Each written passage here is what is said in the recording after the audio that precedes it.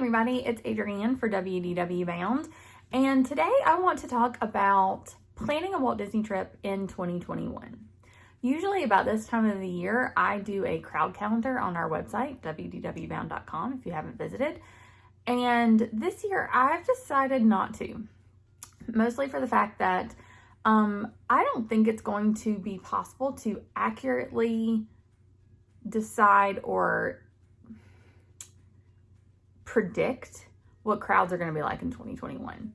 In a normal year, meaning non-pandemic year, it's pretty easy to figure out what crowds are going to be like. You just kind of look at school calendars, you look at event calendars for Walt Disney World, you look at the marathon calendar, and you kind of make your predictions from there in addition to years of experience of doing it. But this year, I just think that's going to be impossible. And we're going to talk about that a little bit more. So today I'm going to give you my 5 best tips for planning a Walt Disney trip in 2021. My first tip is to check park pass availability. I cannot tell you how many times in the past few weeks, especially as spring break, is coming and passing in this kind of March, April time, tends to be a little bit busier because of the different spring breaks around the country. But how many times I have seen the question come up of, we've got our reservations, we've got our, resort reservations, we've got tickets, but I had no idea that we had to make a park pass. So what is a park pass? Essentially, after you've bought your park ticket into Walt Disney World, you then have to go and make a park pass reservation, which means that you decide on what park or in what park you want to be in on a given day. And because Disney is capping their park capacity at about 35%, so they've released to us, then you then make the determination, or you're allowed into the parks based on that capacity. So for example, there was a whole week in April where there was no park pass reservations for any park. And I remember seeing people on message boards and in Facebook groups saying, what do we do? What do we do? We didn't know that we needed to make a park pass. And so there's no park pass availability for the week that we're going to be down there. What do we do? And really there is nothing that you can do. You would have to change your dates or pray that somebody cancels or something like that. So we have a whole video on how to make your park pass reservations, and I will link that in this video and below, just to kind of give you an overview of how it works. But that is the biggest change that's come about that will absolutely affect how you plan for 2021.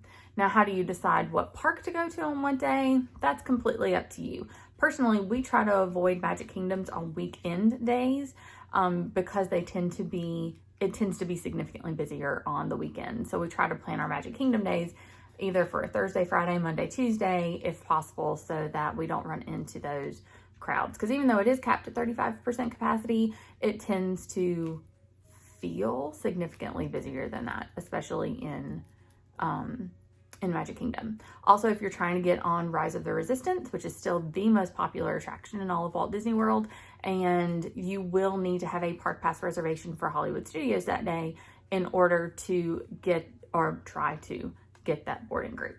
The second thing that I want to talk to you about goes along with that, and that is park hopping. For post closure of 2020, Disney World did not allow park hopping, and that was to help them figure out park capacity and make sure that they didn't go over that. Now in 2021, they've brought that back, but with a little bit of a change. Used to be that you could walk into any park at any time of the day if you had a park hopper ticket. Now you can't park hop until 2 p.m. and you have to, you don't have to, but it helps. There's a phone number that you can call and it will let you know if any of the particular parks are already at capacity and you won't be able to get into it at that time. So if you're looking to buy a park hopper ticket, just know that you won't be able to park hop until 2 p.m. And but after that, you can go to as many parks as have open capacity. So for example, on a quick trip that we just took, we went to 3 parks in one day. We started out with our our park pass reservation in Hollywood Studios. Then we park hopped to Animal Kingdom because it closed the earliest. It had a 5 p.m. closing time. So we park hopped to Animal Kingdom so we could get a couple of hours in there from 2 to 5. And then we went to Epcot, which had one of the later closing times. It didn't close until 9 p.m. So it gave us a full day in the 3 parks, and we were able to park hop. And again, I just used that phone number to call and make sure that each particular park wasn't closed, and I didn't find that out at the gate or something like that. I touched on this earlier, but our third tip is to not necessarily trust crowd calendars. A lot of people that had to cancel their trips in 2020 have rescheduled for 2021. And because it's more difficult, I'm not going to say it's more difficult, but it's a little more complicated these days to visit Disney than it used to be with the park pass reservations. I have just seen around a lot of people saying that they're taking their kids out of school. Now, you can still expect things to be busier during summer break, spring break, Christmas break, Thanksgiving break, times when kids are normally out of school, but don't necessarily expect to go the 3rd week of September or the 2nd week of September and for things to be, as dead or it to be as much of a slow period as it was maybe in the past. Tip number 4 for planning your trip to Walt Disney World in 2021 is to have fun. And that seems like a silly tip, but so many people who have either never been to Walt Disney World before or have gone in the past, pre-pandemic, go into these Walt Disney World trips with high expectations. Maybe that's the word that I'm looking for. And I don't mean that you need to lower your expectations for Walt Disney World, but just understand that it's different these days. You do still have to wear masks. Disney has said that mask wearing will be enforced throughout the entirety of 2021. You will see longer lines. Fast Pass is gone still. There are no character meet and greets. There are still a couple of character dining experiences, but the characters don't come to your table. You can't take pictures with them. You can take selfies, like socially distanced selfies, but you can't, give characters hugs or anything like that. So if those are the things that you in particular are looking for, then you're likely to be disappointed. There's no parades, really. They have random character cavalcades. There's no nighttime shows, no fireworks. And for some people, that may seem like, what's the point of going? Now, because we are lucky enough to experience the parks multiple times a year, don't necessarily find ourselves missing these things. I mean, I do miss them, don't get me wrong, but not in a way that I feel like my trip is disappointing when we go. However, it's just different. And so what I mean to say then is not maybe necessarily lower your expectations, but manage your expectations. But it's still a lot of fun. We have been, between Alyssa and I, we've been 4 times since the parks have reopened, and every single time has been different, but it has been an enjoyable experience.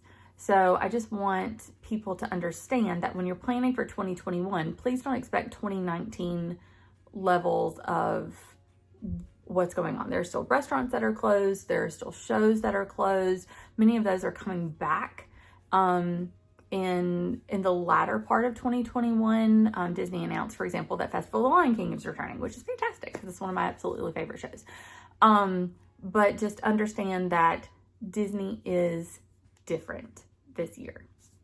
All right, tip number 5 that I want you to remember when you're planning a trip to Walt Disney World in 2021 is that the last part of this year is going to be insane in the best way possible. October 1st, 2021 marks the 50th anniversary of Magic Kingdom Park, and all of the parks are going to be celebrating, and we cannot wait to see it. It is going to be an 18-month long celebration, which we kind of theorize is because it's harder for people to get there, and they have to do things differently right now.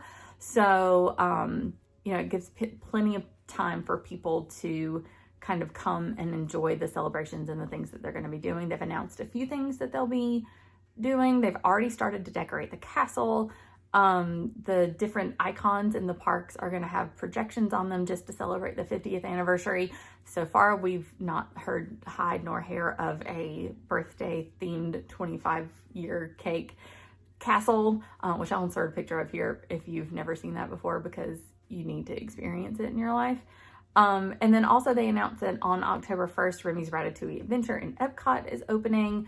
Tron hasn't got an official release date. Guardians of the Galaxy has not got an official release date yet for those two attractions, but they might come, later that year, or they might come early 2022. We just don't know yet. But there is still so much exciting stuff coming to Walt Disney World in 2021, and we are personally super excited to be experiencing it. So I want to know about how you're planning differently for Disney right now. Are you planning for Disney right now? Are you waiting for things to go back normal? And let us know down in the comments. We thank you so much for watching. As always, please like and subscribe if you haven't already, and we will see y'all next time. Bye.